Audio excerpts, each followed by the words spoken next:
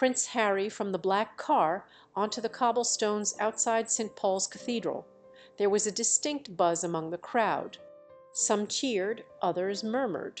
Prince Harry, his grip on the car door, lingered a moment too long. What emotions might surface within these walls? He wasn't sure he wanted to find out. The grandeur of St. Paul's Cathedral couldn't mask the weight Harry felt pressing down on him as he stepped inside. The towering arches and intricate mosaics were steeped in history. But for Harry, they stirred memories of a far more personal kind. Memories that clashed with the public's expectations of who he was supposed to be. After Diana's death, Harry and William had been left in the care of nannies while their father resumed royal duties. Charles had made no secret of his belief in maintaining appearances. The boys must play the game, he told aides. This was a sentiment Harry would hear repeated countless times throughout his youth. Bottling up grief became an unwritten rule, a necessary tool for preserving the monarchy's image. But the price of playing the game had been steep. As a boy, Harry had swallowed his pain. He'd pretended to be fine while the world scrutinized his every move.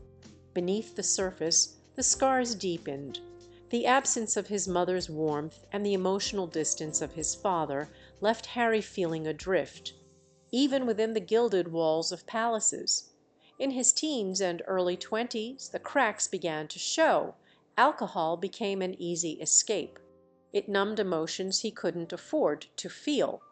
There were wild nights, hazy mornings, and mistakes that ended up splashed across tabloids. One night, outside a nightclub, after a drink-fueled altercation, Harry had lashed out and hit a photographer. The moment was captured with glaring flashbulbs and had only cemented his image as the rebellious royal. Yet, beneath the headlines, there was a deeper story. Harry's anger wasn't just rebellion. It was grief, unresolved and unspoken, and festering beneath the surface. He'd been told to bury it, but it never really went away. Every misstep seemed to widen the chasm between him and his father. Now, standing in the cathedral, Harry couldn't ignore the irony. This place, where he had come to honor the resilience of others, was forcing him to confront his own fragility. His work with the Invictus Games had been an outlet for channeling that pain into something meaningful. But the unresolved tension between duty and self still lingered. He glanced around at the gathering crowd, veterans, clergy, and spectators. People bumped against him, and he smiled and nodded greetings all around. But his thoughts were on another track. What would the day bring? Would the echoes of his past rise to meet him here? For the first time in years, Harry wasn't sure he had the answer. Inside St. Paul's Cathedral, the ceremony had begun in earnest. Veterans and their families filled the pews. Their medals glinted under the warm light, filtering through stained glass. Prince Harry moved through the nave. He exchanged more handshakes and quiet words with attendees. Despite his calm exterior, he couldn't shake a gnawing unease. This event was meant to honor resilience, but he wasn't sure he embodied it himself. As he approached a small group seated near the altar, one man stood out. His posture was slightly slouched, and his eyes carried a weight that felt familiar. Harry extended his hand. "Good to see you here," he said warmly. The man introduced himself as Sergeant Tom Bradley. "It's an honor, Your Highness," he said. "The Invictus Games, they saved me." "I lost myself for a long time," Bradley said. The pain was constant, and the isolation, it was worse than the injury itself. Harry nodded, and his chest tightened. He knew that spiral all too well. "I remember the heat first." "The kind of heat that feels like it's crawling inside you," Bradley said. "We were on a routine patrol in Helmand Province. Nothing unusual, just another dusty road. Then out of nowhere, the ground exploded beneath us. I was thrown back so hard I didn't realize at first that I'd been hit. When I tried to move, the pain hit me like a truck. My leg was shredded, and I could feel the blood soaking through my uniform. But the worst part wasn't the pain. It was the panic, hearing my buddies shouting, trying to get to me while still under fire. I thought, this is it. But then they were there pulling me out, risking everything. That moment, feeling their hands on me, I realized we were more than a unit. We were family. Sergeant Bradley's voice rang in Harry's ears. The games gave me a reason to get up in the morning, he said, competing alongside people who understood what I was going through. It made me feel like I wasn't alone. Harry swallowed hard. That's what the games were about. He thought about the veterans who had found hope through Invictus, and how their courage had, in some ways, mirrored his own journey to find purpose. Bradley leaned closer.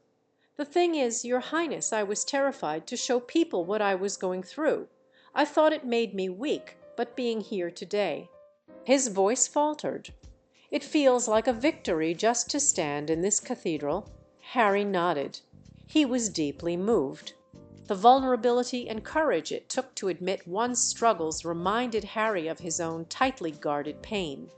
He had worked hard to channel his past into something positive. But had he truly faced it, or was he still playing the game, hiding behind the armor of public service? As the conversation ended and Harry moved on to greet others, Sergeant Bradley's story lingered in his mind. This wasn't just another royal engagement. Something deeper was stirring within him. 10 minutes later, Prince Harry stood at the edge of the chancel. The sheer magnitude of the space seemed to compress time and pulled him into memories he hadn't invited but couldn't escape. This was where his parents, Charles and Diana, had been married. It was a fairy tale wedding watched by millions, set against the gilded splendor of this very place. But the reality behind the spectacle had been anything but magical. Harry thought of the photographs of the day, Diana radiant, Charles composed, and the bitter truth that followed. Their marriage was far from a storybook romance. It had been a strained partnership, burdened by duty and expectations neither could fully meet. The contrast between the grandeur of St. Paul's and the turmoil behind the scenes was a reminder of the gap between appearance and reality. A lesson Harry had learned the hard way.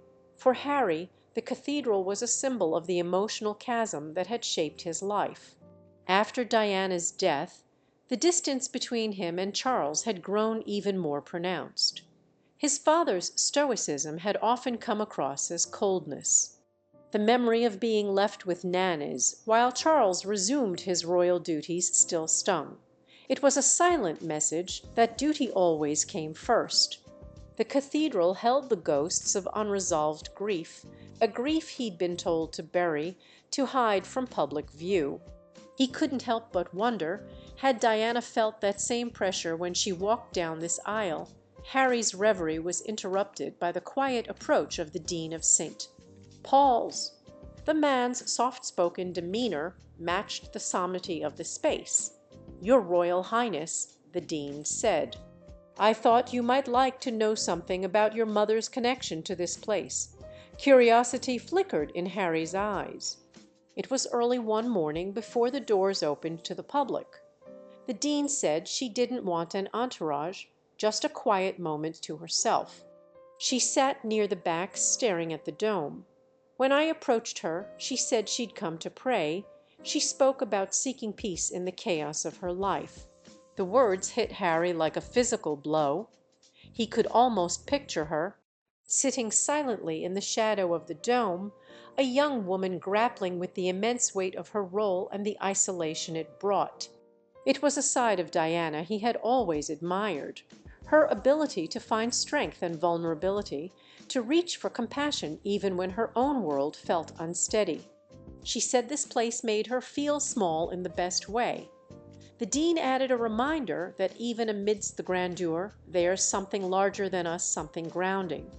For the first time in a long while, Harry allowed himself to feel the weight of his grief, not as a burden to be hidden, but as a part of himself. Diana's visits to this cathedral and her search for peace mirrored his own journey.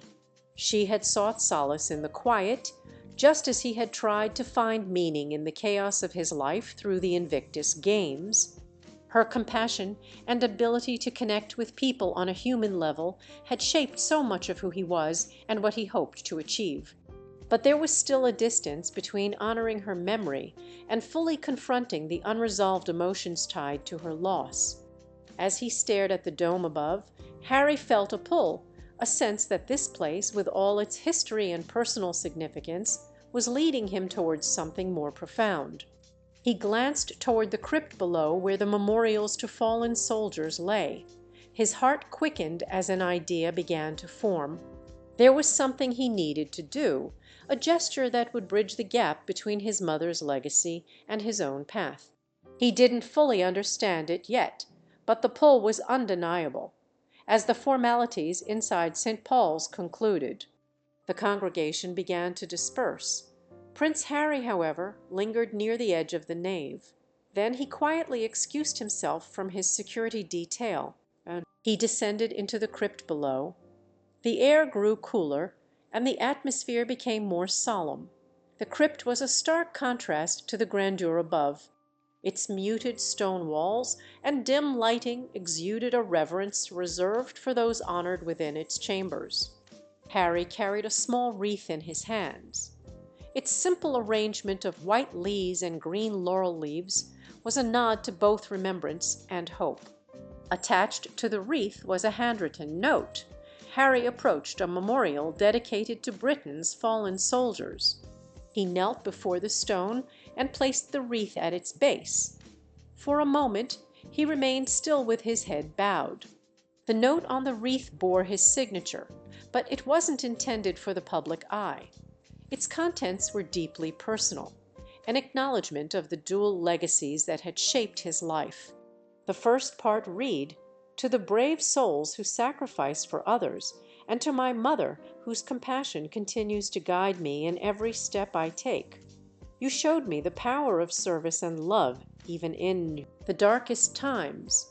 It was a tribute to Diana, a recognition of her influence on his mission with the Invictus Games and his broader work in mental health advocacy. But it was the second part of the note that carried an unexpected weight. "To my father, who taught me resilience in ways I couldn't understand then. This is a step toward understanding now. We may never fully see eye to eye, but perhaps we can find a way forward." This quiet act was more than a tribute. It was a gesture of reconciliation.